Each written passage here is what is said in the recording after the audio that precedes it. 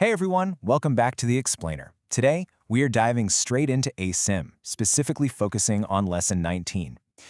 As we keep building on previous ideas to shift our perception of reality, today's text really takes a profound leap forward.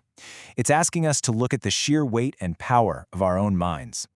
And the core lesson for today is exactly this: I am not alone in experiencing the effects of my thoughts.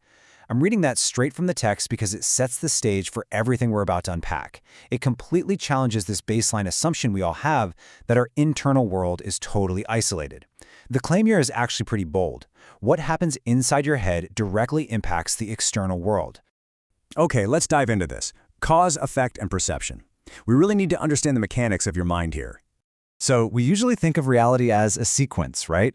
Like something happens out there, and then we think about it. But the source material points out something fascinating. Thinking and perceiving actually happen at the exact same time. It's kind of like a movie projector. The film rolling, which is your thoughts, and the image on the screen, your perception, well, they aren't separate events. They happen completely simultaneously. Cause and effect are never actually separate. Thinking is the cause, perceiving is the effect, and you literally can't have one without the other. Which brings us to the next section, the illusion of privacy. This gets into the really challenging concept of joined minds. The text places a profound emphasis on this foundational philosophical idea. All our minds are joined. It's almost like we're all devices connected to a single giant Wi-Fi network. Now look, it's completely natural if your immediate reaction is to push back. The text even acknowledges this. You might be thinking, whoa, is this an invasion of privacy?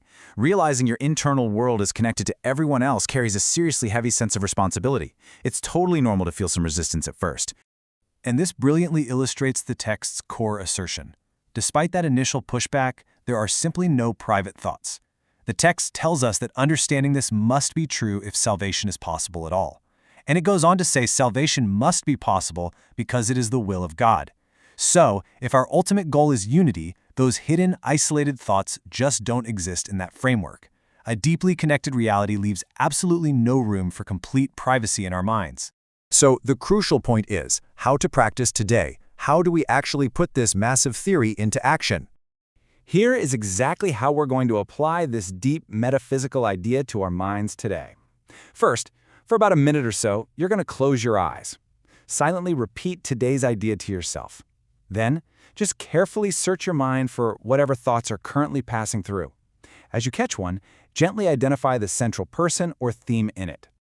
And as you hold that specific person or theme in your mind, say this exact phrase: I am not alone in experiencing the effects of this thought about blank. You just fill in that blank with whoever or whatever came up during your mind searching. This is exactly how you actively tie this huge philosophical lesson to the immediate, everyday realities you're dealing with right now. Now, when picking subjects to fill in that blank, the text requires choosing them as randomly as possible. Don't filter, curate, or rank your thoughts by how quote-unquote important they feel. Why? Because treating all thoughts equally with this lack of order ultimately trains your mind to recognize that miracles don't happen in a hierarchy. Recognizing that lack of order makes miracles meaningful to you.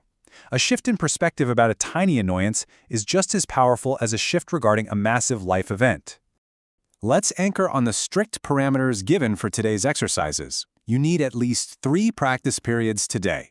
But there is a specific warning. Do not attempt more than 4. If you find the exercise difficult or overwhelming, you can absolutely shorten the length of time involved if necessary. But 3 to 4 times is the specific boundary set for today's practice.